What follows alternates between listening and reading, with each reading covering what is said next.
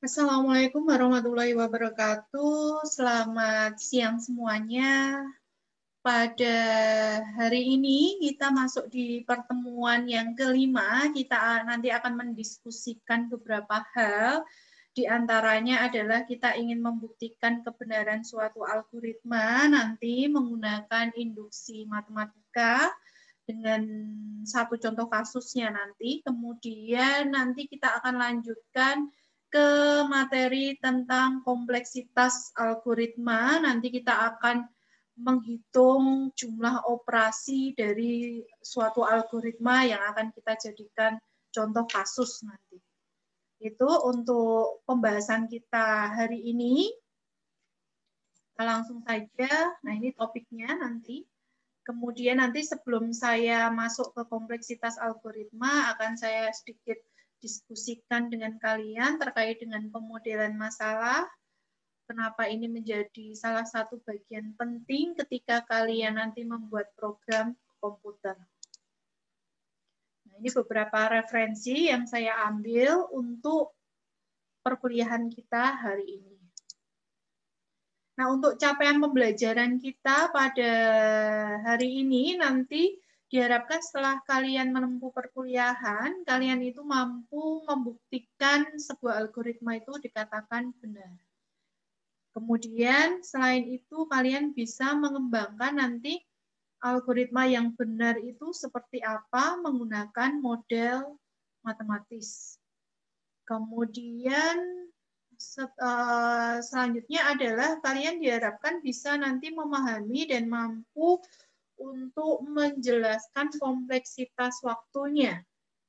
Termasuk nanti bagaimana cara menghitung jumlah operasi dari suatu algoritma nanti yang kita contohkan kasusnya, caranya bagaimana sampai kita ketemu bahwa kompleksitas waktu untuk algoritma ini adalah sekian, seperti itu.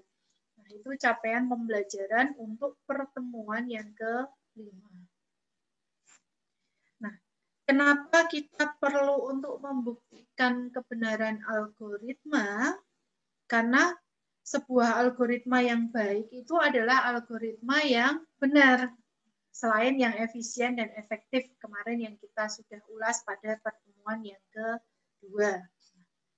Pertanyaan berikutnya tentunya adalah bagaimana sih kita mengetahui algoritma itu benar?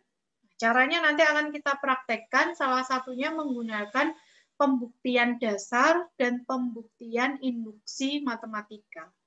Kemudian yang kedua adalah algoritma yang efisien itu seperti apa sih? Ini nanti terkait dengan kompleksitas waktu yang dihasilkan ketika algoritma itu dieksekusi. Kemudian yang ketiga adalah bagaimana kita mengukur kemudahan implementasi sebuah algoritma. Caranya bagaimana nanti? Kita akan melihat jenis-jenis operasi yang terlibat pada algoritma tersebut. Untuk kita hitung jumlah operasinya itu berapa. Ini kemarin mengingatkan kembali pada pertemuan yang keempat dan ketiga kita sudah mengulas algoritma itu. Ketika kita ingin menganalisis sebuah algoritma itu pentingnya untuk apa ya, salah satunya adalah supaya kita bisa mengetahui skalabilitas dari program yang akan kita buat, di mana program itu pasti di dalamnya menggunakan algoritma seperti itu. Kemudian dikatakan di sini bahwa sebuah algoritma itu benar apabila dia bisa memberikan keluaran yang benar. Jika menerima masukan yang sesuai, masukannya sesuai dengan definisi algoritma tersebut, dan algoritma tersebut juga terbukti akan selalu dapat determinasi. Determinasi di sini adalah ada kondisi di mana dia harus berhenti di situ berakhir. Itu. Kemudian, nah ini saya kembali mengingatkan lagi tentang loop varian. Nah, di dalam algoritma, ketika kita ingin membuktikan kebenaran algoritma itu, Ada 3 hal yang perlu kalian ketahui dalam loop varian nanti. Ada inisialisasi, ada maintenance, dan ada terminasi tadi. Proses iterasi yang menyatakan dia selesai itu, kapan dia selesai itu seperti apa. Nah, itu harus dideklarasikan dengan jelas pada algoritma itu. Nah, untuk membuktikan kebenaran algoritma, kita bisa menggunakan beberapa cara. Nah, untuk sesi kali ini, nanti kita akan mempraktekkan dengan menggunakan induksi matematika. Induksi matematika itu apa sih? Dia merupakan salah satu alat pembuktian yang bersifat matematis yang biasanya digunakan untuk membuktikan pernyataan atau proses yang melibatkan perhitungan bilangan asli yang berulang. Itu namanya induksi matematika. Nah, contoh yang nanti akan kita bahas pada hari ini itu adalah perhitungan deret nanti.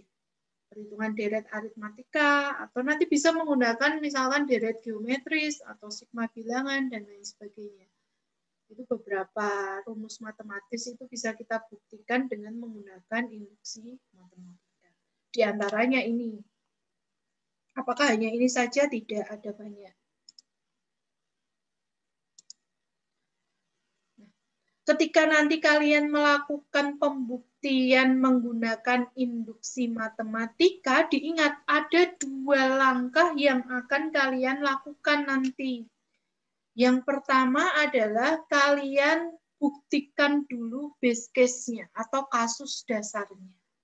Dengan cara nanti membuktikannya adalah diaplikasikan dengan bilangan pertama yang sesuai dengan spesifikasinya nanti. Gitu. Kemudian yang kedua nanti adalah kalian melakukan induksi. Ketika kalian melakukan induksi nanti, yang kalian lakukan apa? Kalian membuktikan bahwa kebenaran dari fungsi ini, fungsi P dalam kurung K plus 1, itu benar menurut fungsi ini. Jadi ada 2 langkah yang akan kalian lakukan ketika kalian melakukan pembuktian menggunakan induksi matematika. Sederhananya, yang pertama adalah kalian membuktikan berdasarkan base case-nya dengan memasukkan contoh bilangannya, kemudian dilihat apakah sesuai dengan statement dari algoritmanya. Kemudian langkah yang kedua adalah dengan menggunakan induksi. Nah, supaya nanti jelas maksudnya 2 langkah ini seperti apa gambarannya, kita akan contohkan menggunakan kasus ini nanti. Nah, ini. Kita menggunakan ini. Misalkan di sini kita diminta untuk membuktikan pernyataan matematika untuk perhitungan deret. Jadi pernyataannya itu bunyinya suatu deret yang terdiri dari bilangan n bilangan, n itu bisa jadi nanti 10 bilangan berturut-turut, berarti 1 tambah 2 tambah 3 tambah 4 tambah 5 tambah 6 tambah 7 tambah 8 tambah 9 tambah 10. Atau nanti ada bilangannya itu berjumlah 100, berarti kita tambahkan. Pernyataannya itu seperti ini. Apabila ada penjumlahan atau perhitungan deret aritmatika, itu sama dengan algoritmanya ini. Rumusnya. N dalam kurung N plus 1 dalam kurung tutup per 2. Di mana N di sini adalah jumlah dari deret aritmatika itu. Nah, pernyataannya itu berbunyi dua pernyataan ini, ruas kiri dan ruas kanan ini, itu adalah benar untuk semua bilangan bulat. N lebih besar sama dengan 1. Jadi pernyataan ini itu benar. Ruas kiri ataupun ruas kanan itu kalau dimasukkan nilainya itu sama, hasilnya sama, benar. Untuk nilai apa? Nilai ini tadi, N lebih besar sama dengan 1. Nah, untuk membuktikan pernyataan matematika ini, baik di ruas kiri ataupun di ruas kanan, langkah yang kita harus lakukan pertama kali adalah mengubah dulu pernyataan matematika ini ke dalam fungsi matematika. Caranya bagaimana? Itu tadi. Kita kembali ke slide sebelumnya tadi. Sebelumnya tadi ini ya. Menggunakan ini. PK. Kita masukkan, kita ganti. Fungsi matematika adalah P dalam kurung K. P dalam kurung K ini adalah suatu fungsi matematika untuk perhitungan deret aritmatika. Sama dengan 1 tambah 2 tambah 3 tambah N ini sama dengan N-nya ini kita ubah menjadi K. K dalam kurung K plus 1 per 2. Ini yang dimaksud langkah pertama kita mengubah pernyataan matematika yang ini ke fungsi matematika yang ini. Kalau kita sudah ubah, langkah berikutnya adalah kita membuktikan base case-nya dulu, kasus dasar tadi. Caranya adalah dengan memasukkan kondisinya. Tadi kan dikatakan dia benar, statement tadi, ruas kiri dan ruas kanan itu benar untuk nilai K lebih besar sama dengan 1. Kita contohkan aja nilainya apa, misalkan 1 di sini. Kita buktikan.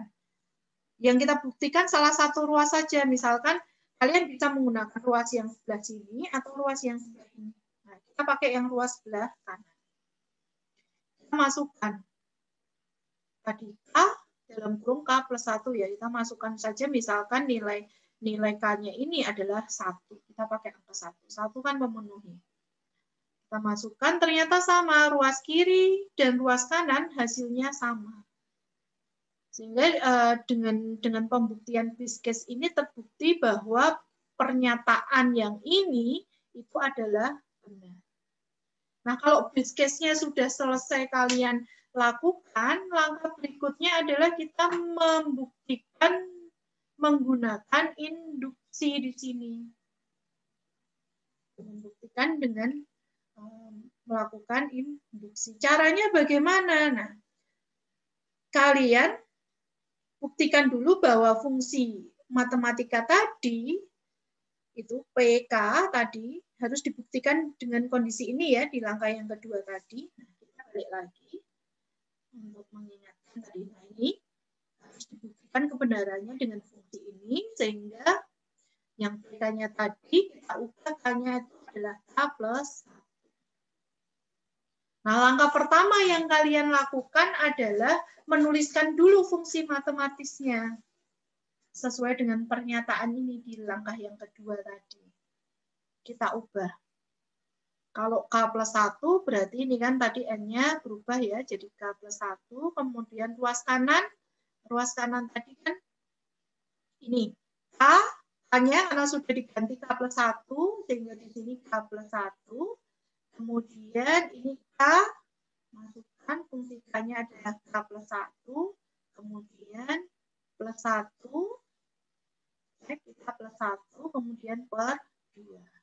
Nah, kalau kita sudah menuliskan fungsi matematis dari P dalam kurung K plus 1, langkah berikutnya caranya kita membuktikan adalah dengan melakukan penurunan nanti, penurunan fungsi di salah satu ruasnya.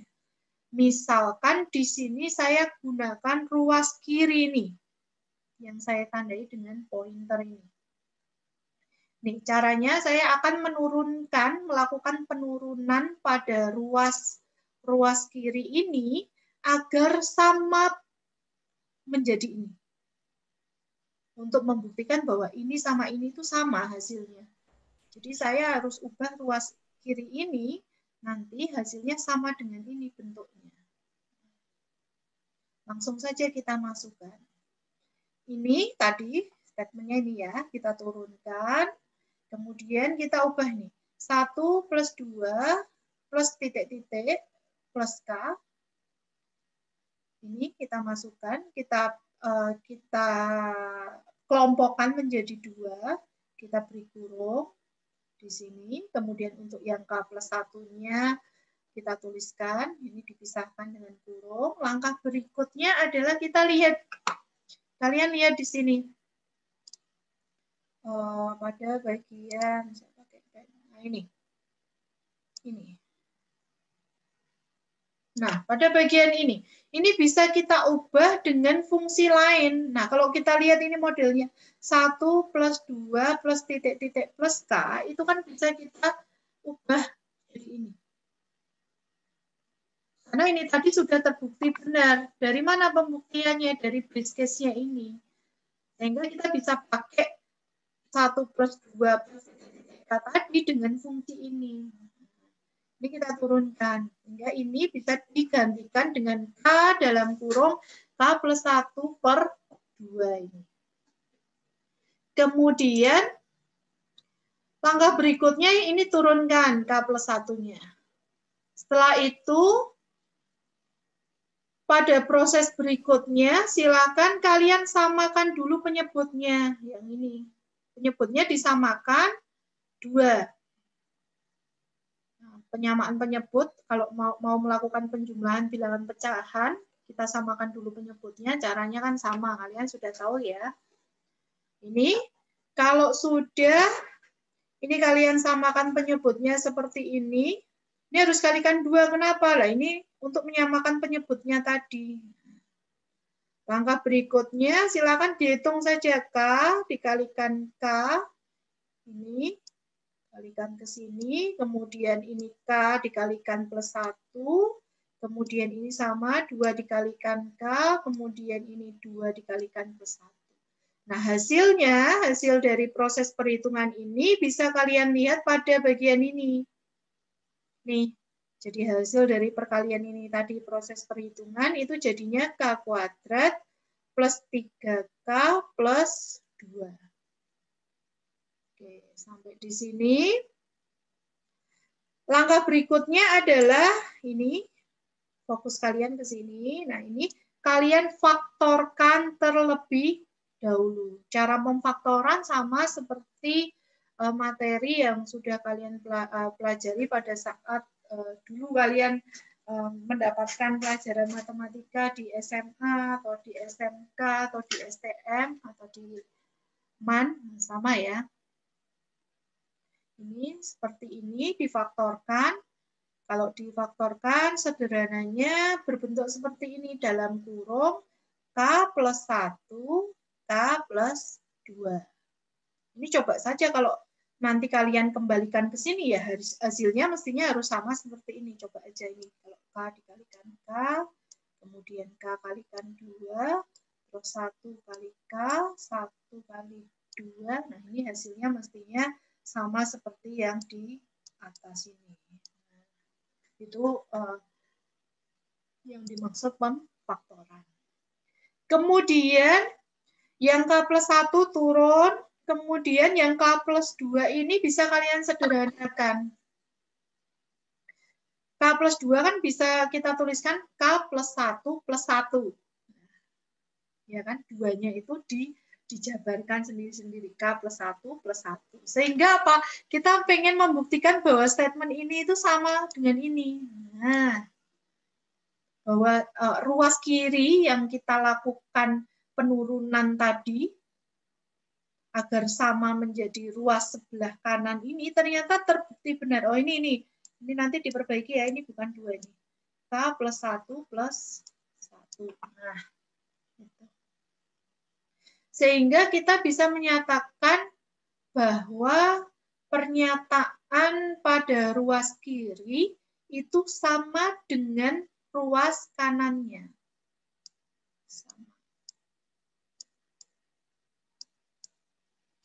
Sama.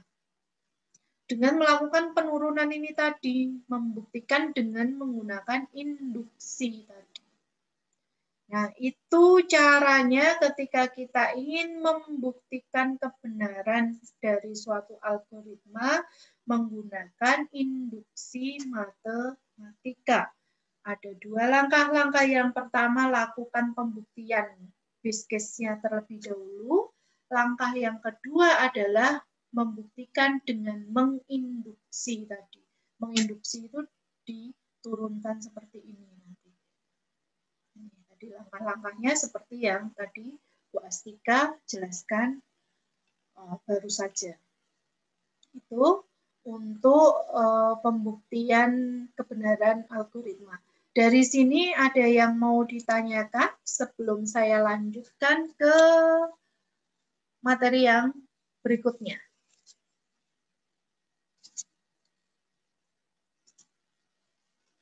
Ada yang mau ditanyakan tidak?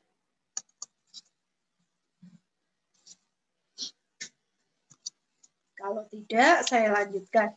Jadi nanti baik algoritma ataupun fungsi matematika itu adalah sebuah model yang nanti kalian gunakan untuk menggambarkan masalah kalian yang kalian temui di dunia nyata nanti, yang memang benar-benar ingin kalian selesaikan masalah itu dengan menggunakan program komputer. Baik nanti bentuknya algoritma ataupun fungsi matematika tadi. Itu adalah sebuah model untuk kalian menyelesaikan masalah. Kenapa sih kita butuh melakukan pemodelan masalah? Pentingnya apa sih? Karena dengan model yang kalian buat tadi untuk menyelesaikan permasalahan kalian, itu akan memudahkan kita untuk mengerti masalah yang akan kalian selesaikan nanti. Gitu. Jadi saya ulangi lagi ya.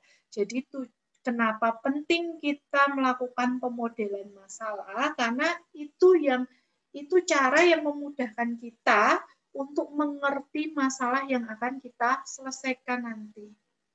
Sehingga harapannya dengan model permasalahan itu, kita bisa tahu solusi yang ditawarkan itu menjadi lebih baik. Lebih baik di sini ya, efektif dan efisien. Sesuai dengan kata kunci kita pada pertemuan yang pertama itu tadi untuk mata kuliah analisis algoritma.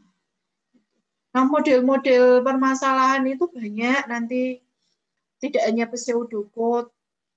Nanti kalian akan mungkin akan ketemu dengan model masalah numerik, kemudian ada simbolik, kemudian ada model masalah spasial. Spasial itu matriks. Biasanya kalau untuk topik-topik yang berhubungan dengan citra, pengolahan citra, kemudian pengenalan pola, kemudian seperti di algoritma Dijkstra misalkan, nah itu pemodelannya itu menggunakan model spasial.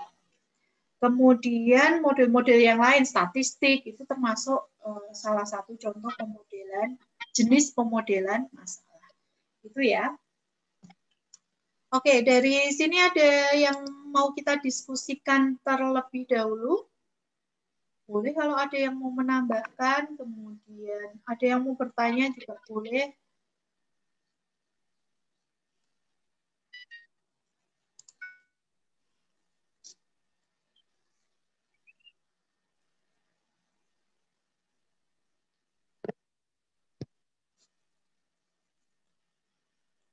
Sudah jelas semuanya, saya lanjutkan ini. Oke, kalau tadi kita sudah mengulas tentang kebenaran algoritma, kemudian kita sudah mempraktekkan bagaimana cara membuktikan suatu algoritma itu dikatakan benar seperti apa dengan contoh perhitungan deret tadi, aritmatika. Kita lanjutkan untuk materi kompleksitas waktu. Kompleksitas waktu di sini adalah bagaimana cara kita nanti menghitung banyaknya operasi yang dilakukan pada suatu algoritma. Itu ya. Bagaimana cara kita mengukur kompleksitas waktu? Ya dengan cara kita menghitung banyaknya operasi tadi yang terlibat pada suatu algoritma. Kemudian poin penting berikutnya adalah di dalam algoritma itu ada banyak jenis operasi nanti. Nah, silakan nanti kalian perhatikan operasi-operasi dasar seperti diantaranya penjumlahan, pengurangan, kemudian compare perbandingan, kemudian pembagian, proses pembacaan. Pembacaan itu seperti perintah kalau kalian di C atau C++, kalian kenal apa namanya, out, kemudian ada cin, kemudian ada printf, kemudian ada scanf. Nah, itu termasuk operasi. Ini suara ada di siapa ya? Apa namanya, mikrofonnya dinonaktifkan terlebih dahulu supaya tidak mengganggu peserta yang lainnya. Oke, saya lanjutkan ya. Oke, saya lanjutkan. Kemudian operasi dasar berikutnya itu seperti pemanggilan prosedur, itu juga termasuk operasi yang nanti akan kita hitung pada saat kita mengukur kompleksitas waktu. Oke, saya lanjutkan. Nah, di dalam kita mengukur kompleksitas waktu nanti, apa sih yang ada di dalamnya nanti? Kita akan menghitung berapa kali suatu operasi itu dieksekusi di dalam sebuah algoritma nanti. Sebagai fungsi ukuran masukannya itu adalah N. Yang di sini adalah jumlah dari bilangan yang akan atau operasi yang akan dieksekusi di dalam algoritmanya. Nah, nanti jenis operasi yang kalian perhatikan, operasi dasar yang kalian perhatikan, yang akan kalian hitung nanti, diantaranya adalah operasi baca tulis, aritmatika, seperti penjumlahan plus, minus, bagi, kurang, akar, dan lain sebagainya. Kemudian ada operasi inisialisasi, segmen, seperti pernyataan misalkan variabel I sama dengan 0. Nah, itu termasuk terhitung di dalam kompleksitas waktu. Kemudian operasi pengaksesan elemen larik, operasi pemanggilan prosedur atau fungsi, dan lain sebagainya.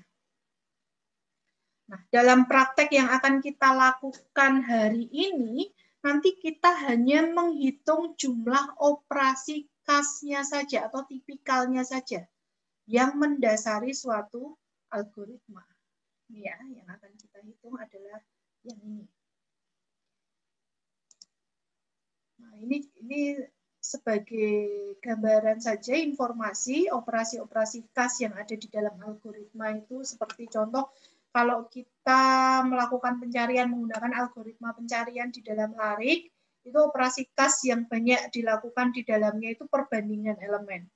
Ini dibandingkan sebelum sama sesudah itu lebih besar yang mana. Kemudian itu kalau kondisinya harus terurut dulu ya.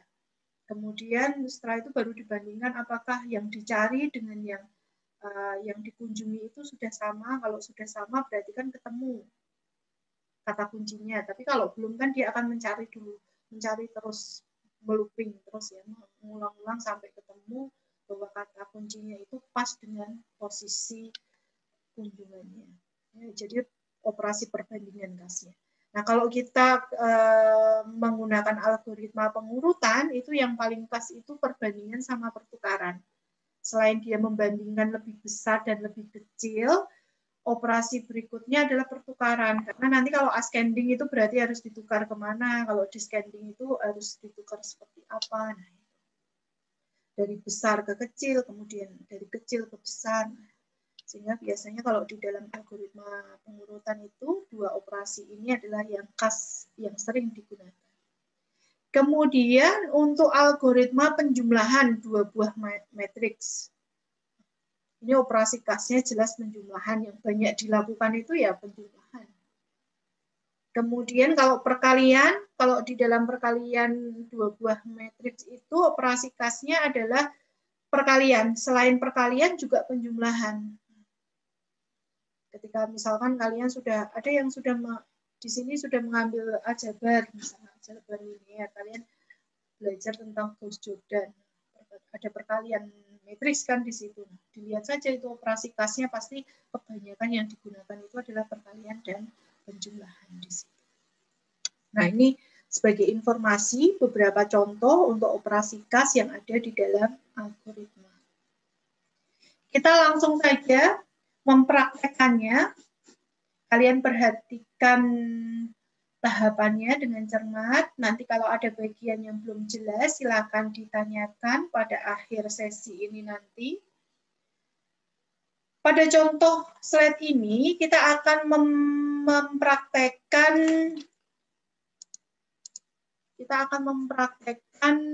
kompleksitas ini tadi, konsep dari bagaimana cara kita mengukur kompleksitas waktu dengan contoh kasus seperti ini. Misalkan kita meninjau algoritma untuk menghitung rata-rata dari sebuah array atau lari, di mana algoritmanya itu seperti ini. Algoritma rata itu rata-rata ya, sama ya, jangan bingung. Rata itu bisa dituliskan rata-rata, sama. Atau bahasa Inggrisnya average, sama juga. Nah, kita coba mengukur kompleksitas waktunya.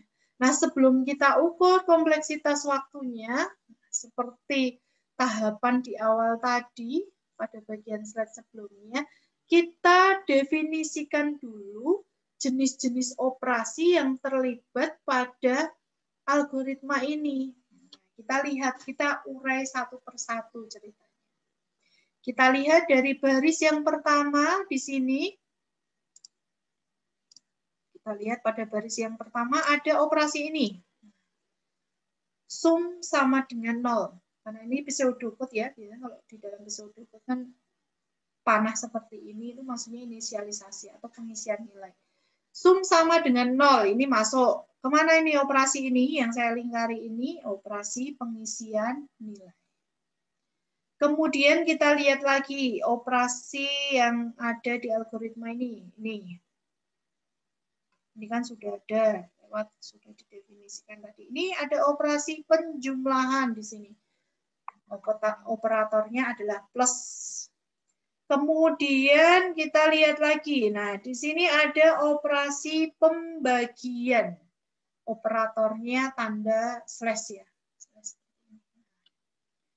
Kalau sudah kita bisa menguraikan satu persatu jenis operasinya, langkah berikutnya adalah kita mulai menghitung kompleksitas waktunya.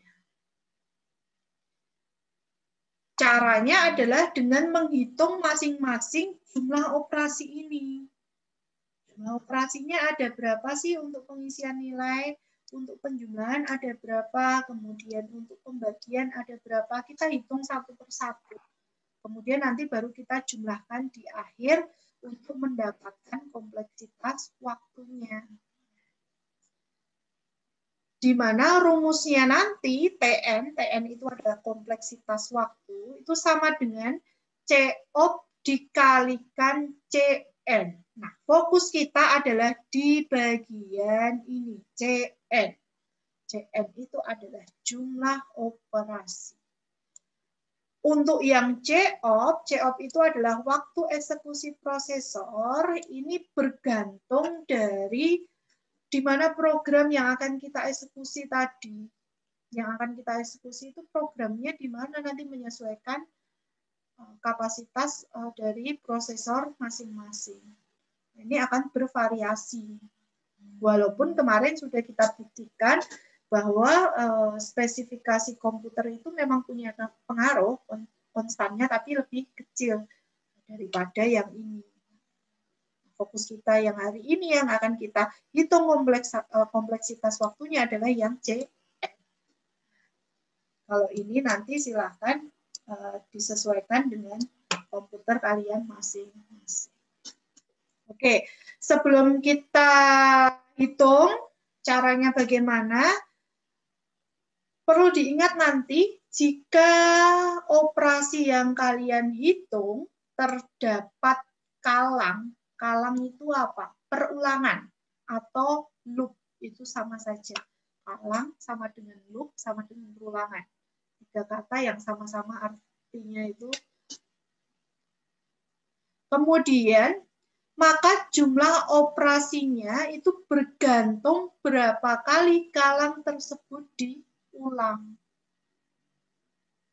Ingat-ingat ya, nanti kalau kalian ketemu ada suatu operasi, kebetulan operasinya itu ada di dalam kalang atau loop atau perulangan, maka jumlahnya itu akan bergantung dari kalangnya itu. Berapa kali dia akan diulang. Kalau 10 ya berarti operasinya dikalikan 10. Kompleksitas waktunya. Kalau nanti tidak diketahui Bu, for 1 to n ya berarti dikalikan n-nya itu. N itu apa ya? Jumlah berapa kali dia diulang datanya. Gitu. Ini yang perlu di garis bawahi nanti kalau kalian ketemu dengan yang namanya loop ini. Saya lanjutkan. Masuk. Nah, ini kita masuk ke caranya menghitung bagaimana. Kita ke operasi yang pertama tadi. Di awal kan tadi kita ke operasi pengisian nilai ini dulu.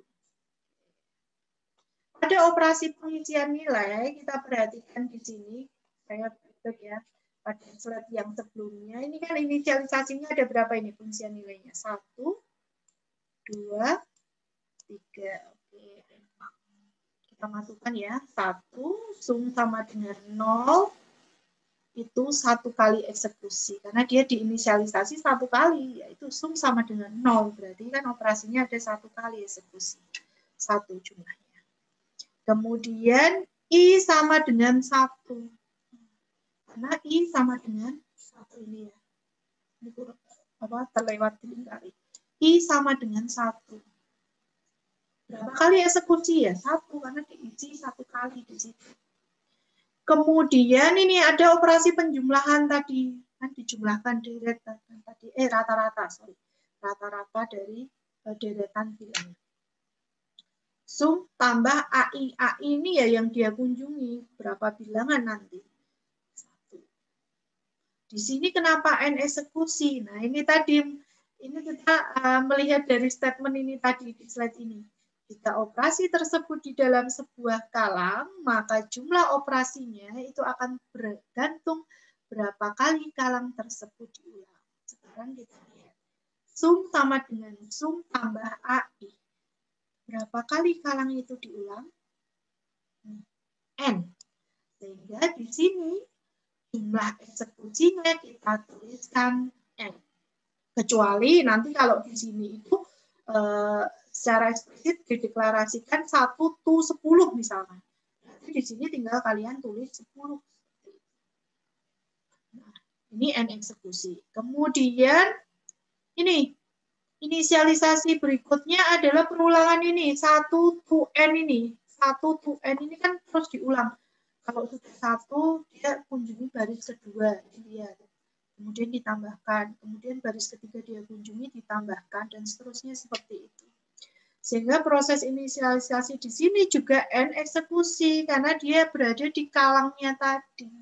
Kita nggak tahu dia berapa kali dia diulang. Ya, karena algoritmanya bunyinya adalah UN, ya berarti jumlah operasinya adalah N eksekusi. Kemudian inisialisasi berikutnya adalah yang ini. Menghitung rata-rata. Nah, karena ini sudah di luar kalang, N4 ya, karena sudah berakhir di bawahnya N4. Sudah tidak di dalam kalang di sini. Ini hanya 1 kali eksekusi saja menghitung rata-rata. Sehingga di sini muncul 1 eksekusi. Nah, kalau kita sudah menjabarkan setiap proses dari operasi pengisian nilai, kita hitung seluruhnya ada berapa. Caranya dengan melakukan penjumlahan biasa. 1 tambah 1 tambah 1. Berarti ada 3X. 3 eksekusi. Kemudian kita lihat di sini N-nya itu ada 2. N tambah N berarti 2N. Sehingga dari kita menghitung untuk operasi pengisian nilai, itu total eksekusinya untuk algoritma ini itu adalah 3 plus 2N eksekusi.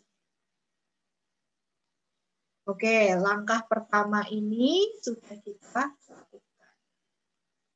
Langkah berikutnya adalah kita menghitung operasi dari penjumlahan ini. Masuk operasi penjumlahan. Kita lihat juga yang dijumlahkan yang bagian mana di sini. Kita lihat. Yang dijumlahkan di sini adalah ketika dia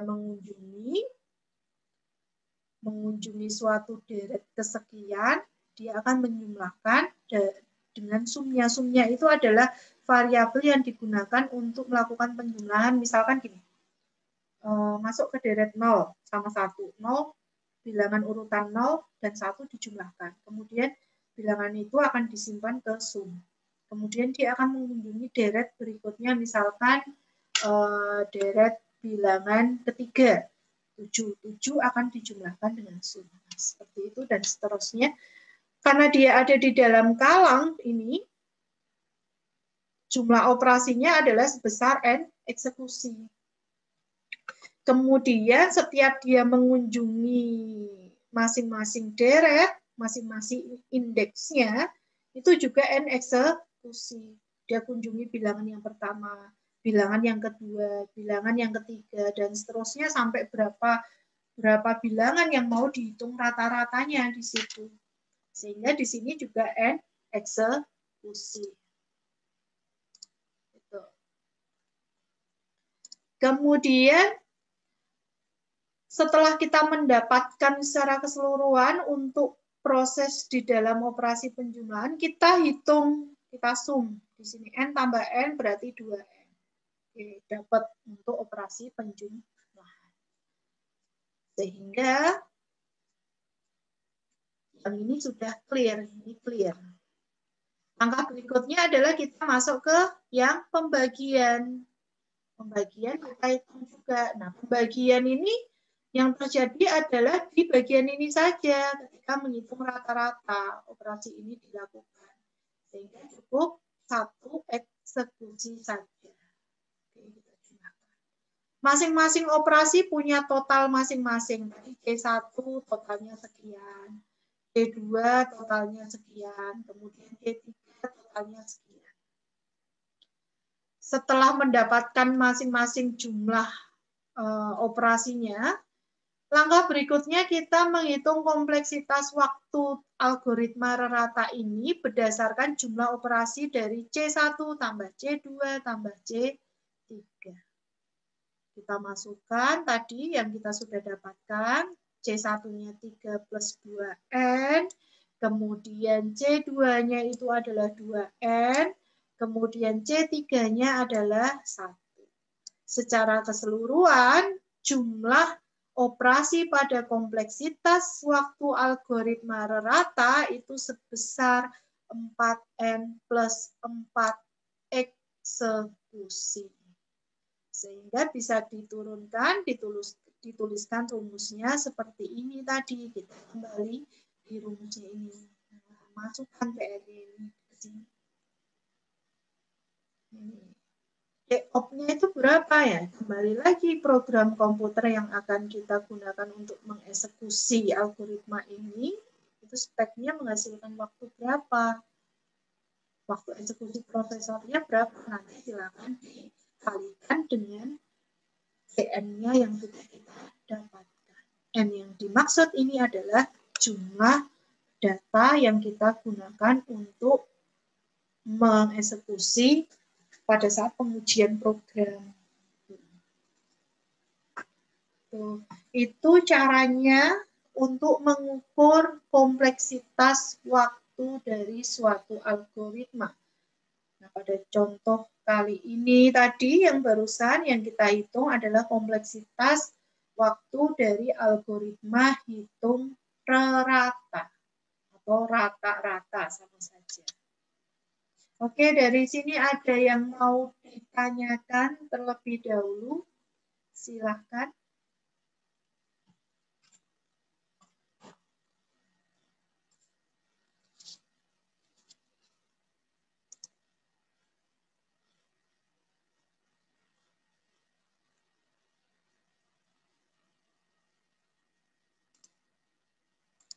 Oke, ada yang mau ditanyakan tidak?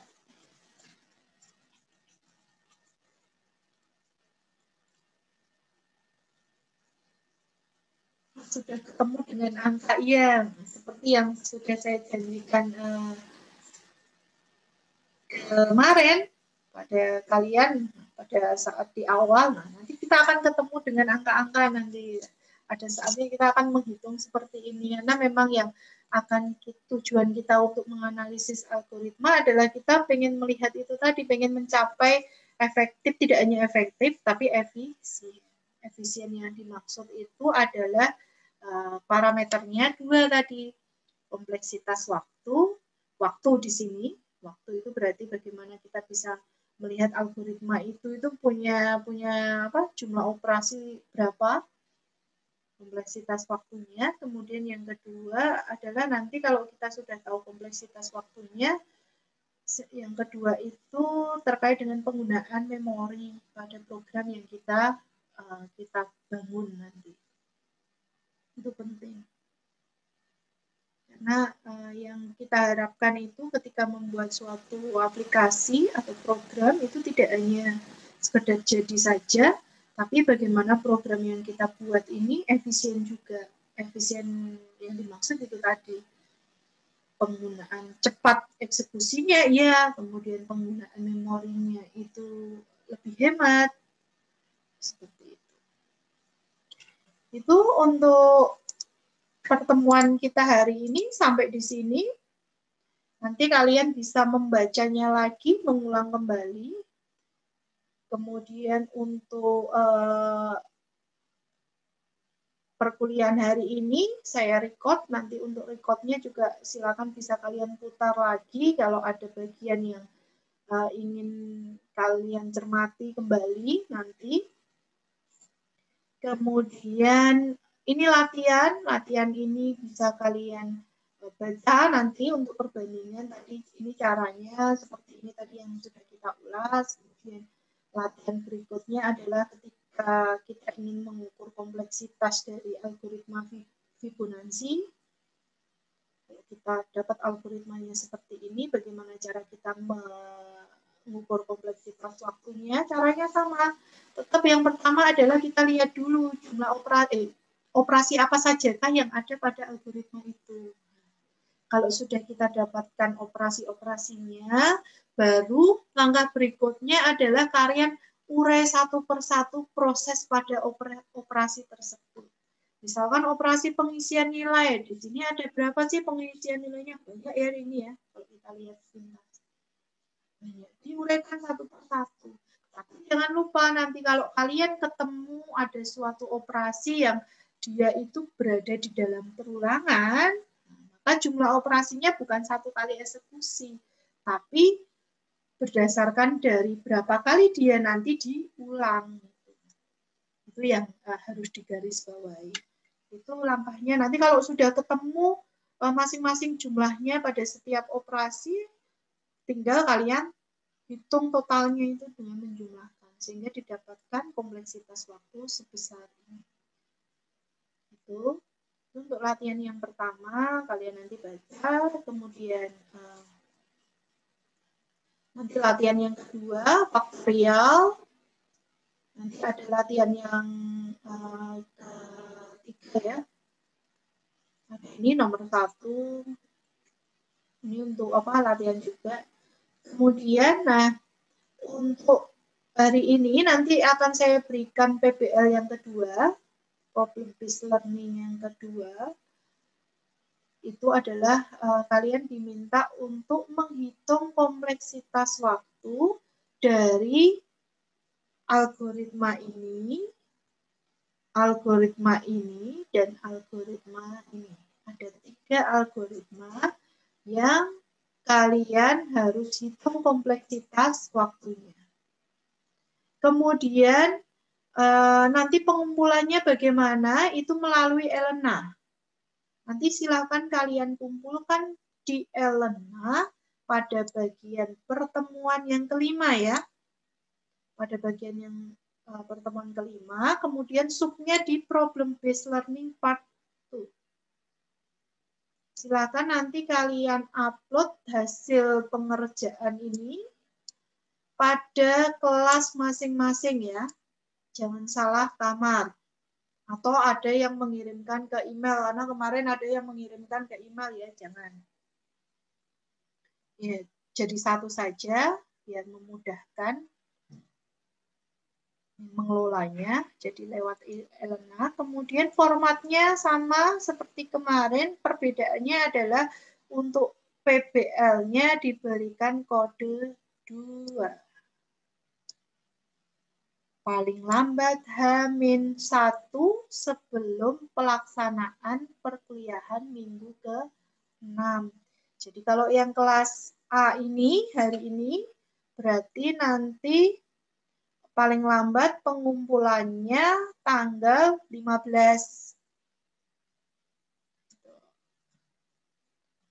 Untuk PBL-nya apa? Nanti bisa kalian lihat pada materi. Yang materi ini nanti akan saya upload di Elena. Silakan kalian bisa download masing-masing. Sekian untuk pertemuan kita pada hari ini. Sebelum saya closing, ada yang mau ditanyakan terlebih dahulu?